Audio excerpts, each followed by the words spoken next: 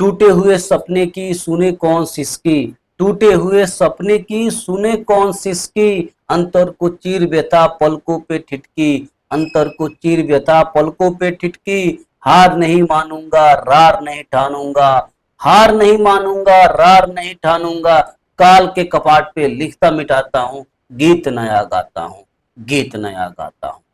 अटल बिहारी वाजपेयी के कविताओं ने पूरे देश में, पूरे देश के युवाओं में, पूरे देश के लोगों में एक अलग ही जुनून भरता था। अटल बिहारी वाजपेयी अपने कविताओं के माध्यम से एक नया क्रांति लाते थे और उस क्रांति ने इस देश को बदल के रख दिया। अब उनकी फिल्म आई है, उनकी बायोग्राफी आई है, मैं अटल हूं, जिसमें किरदार निभा रहे हैं अटल बिहारी वाजपेयी का पंकज त्रिपाठी। पंकज त्रिपाठी ने इस किरदार को कैसे निभाया है, कैसे इस फिल्म को डायरेक्शन किया गया है और इस फिल्म में जो कहानी बताई गई है, क्या यह 100% सच बताई गई है या फिर यूं ही एक माहौल बनाने की कोशिश की गई है। आइए हम इस वीडियो में पूरे अच्छे तरह से इस फिल्म का रिव्यू करते हैं। जब मैं इस फिल्म का ट्रेलर देखा था तो मुझे कतई विश्वास नहीं था कि पंकज त्रिपाठी इस फिल्म को एक अच्छे तरीके से अटल बिहारी के किरदार में नजर आएंगे, कतई मुझे विश्वास नहीं था। लेकिन फिल्म देखने के बाद मेरा विश्वास, मेरा उम्मीद बिल्कुल ही पलट गया, क्योंकि जिस तरह अटल बिहारी वाजपेयी के किरदार में पंकज त्रिपाठी नजर आ रहे थे, ऐसा लग रहा था कि हम दोबारा अटल जी को जी रहे हैं। इतने बेहतर तरीके से पंकज त्रिपाठी ने इस किरदार को निभाया है। फिल्म की शुरुआत होती है अटल बिहारी वाजपेयी प्रधानमंत्री बनने के बाद अपने चेंबर में बैठे होते हैं और वहां पे तीनों सेना मौजूद होते हैं, जहां पे बातचीत हो रही होती है कि पाकिस्तान परमाणु बम गिराने का धमकी दे रहा है। इसमें अटल बिहारी वाजपेयी तीनों सेनाओं से कहते हुए नजर आ रहे हैं, अगर ऐसा हुआ तो कल का सूर्योदय पाकिस्तान नहीं देखेगा। यहाँ से इस फिल्म की शुरुआत होती है। इसके बाद यह फिल्म जाकर बचपन में शिफ्ट हो जाती है, जहाँ पे अटल बिहारी वाजपेयी की बचपन की छोटी छोटी कहानियां दिखाई जाती है और एक इंसिडेंट दिखाया जाता है जब अटल बिहारी वाजपेयी लॉ की पढ़ाई करने के लिए कानपुर जाते हैं, तो वहां पे उनके साथ उनके पिताजी भी लॉ की पढ़ाई करने पहुंच जाते हैं। यानी पिता और पुत्र के संबंध को दिखाया गया है कि कैसे एक पिता एक पुत्र दोस्त बनकर एक साथ रहते हैं। इसमें अटल बिहारी वाजपेयी का लव लाइफ भी दिखाया गया है कि कॉलेज लाइफ में वह किसी को पसंद करने लगते हैं, लेकिन किसी कारणवश दोनों दूर हो जाते हैं।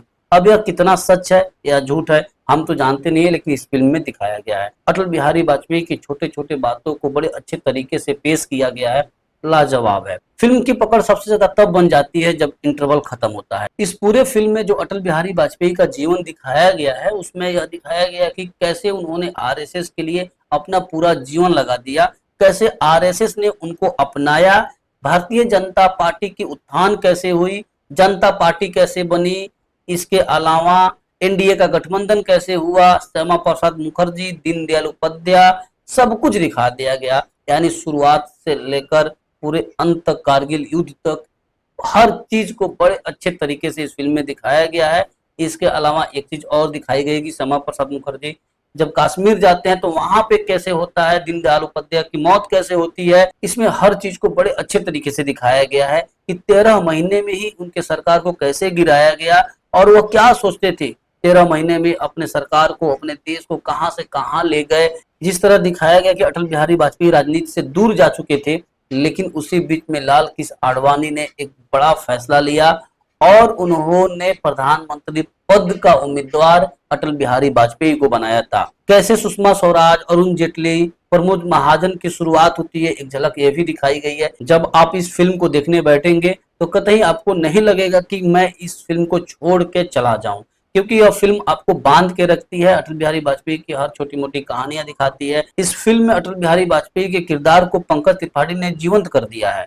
दिखाया जाता है कि किस तरह अटल बिहारी वाजपेयी पाकिस्तान में जाकर जो डायलॉग बोलते हैं कि मैं तो शादी करने के लिए तैयार हूं, लेकिन मुझे दहेज में पूरा पाकिस्तान चाहिए, लाजवाब सीन था। इस फिल्म में हर छोटे किरदार को भी बड़े अच्छे तरीके से दिखाया गया है। सुषमा स्वराज का किरदार हो, अरुण जेटली का किरदार हो, प्रमोद महाजन का किरदार हो, दीनदयाल उपाध्याय का किरदार हो, श्यामा प्रसाद मुखर्जी का किरदार हो, या फिर नेहरू जी का किरदार हो, किस तरह नेहरू जी के बारे में अटल जी सोचते थे, वो सब बातें दिखाई गई है। संसद में कैसे बोलते थे अटल जी, सारी बातें दिखाई गई है। इसके बाद एक चीज और दिखाई गई है कि कैसे अटल बिहारी वाजपेयी से पहले जितने सारे प्रधानमंत्री थे, लाल बहादुर शास्त्री की कैसे मौत होती है, हर चीज को बड़े बारीकी से, बड़े सफाई से दिखाती हुई फिल्म आगे निकल जाती है। और फिल्म की जो एंडिंग पार्ट होता है वह कारगिल युद्ध होता है। जो मैं कहानी बताया, बहुत छोटी कहानी बताया, क्योंकि मैं कुछ बताया ही नहीं है आपको, ऐसा लग रहा हो कि मैं पूरी कहानी बता दी, कुछ नहीं बताया। कहानी तो ये सबको पता है, लेकिन फिल्म में जो दिखाया गया है वो एक अलग लेवल है। वो आप जीते हैं, वो आप महसूस करते हैं अटल जी को, इस तरह यह फिल्म दिखाई गई है। मेरे बताने से कोई फर्क नहीं पड़ने वाला है, बहुत ही अच्छे तरीके से इस फिल्म को बनाई गई है। आप इस फिल्म को देखने जाएंगे तो आप महसूस करेंगे, आप अटल जी को जिएंगे, इस तरह यह फिल्म बनाई गई है। फिल्म जब खत्म होता है तो वहां पे अटल बिहारी वाजपेयी के कविताओं को सुनाया जाता है, दिखाया जाता है, वहां पे उनके फोटोग्राफ दिखाए जाते हैं, जो कि लाजवाब सीन होते हैं। तो इस फिल्म को मैं अगर बोलूं तो कोई स्टार नहीं है, लेकिन कुछ कमी फिल्म में रह जाती है, शायद कुछ और अच्छे तरीके से डायरेक्शन दिया जा सकता था, शायद कुछ और अच्छे तरीके से इसको बनाया जा सकता था। लेकिन जो भी हो, फिल्म बहुत अच्छी बनी है, आप इस फिल्म को देख सकते हैं, देखने लायक फिल्म है, मुझे लगता है पब्लिक को पसंद आएगी। तो कैसा लगा आपको यह रिव्यू, इसके बारे में कमेंट करके बताइएगा। फिर मिलेंगे अगले रिव्यू में, तब तक के लिए विदा लेते हैं।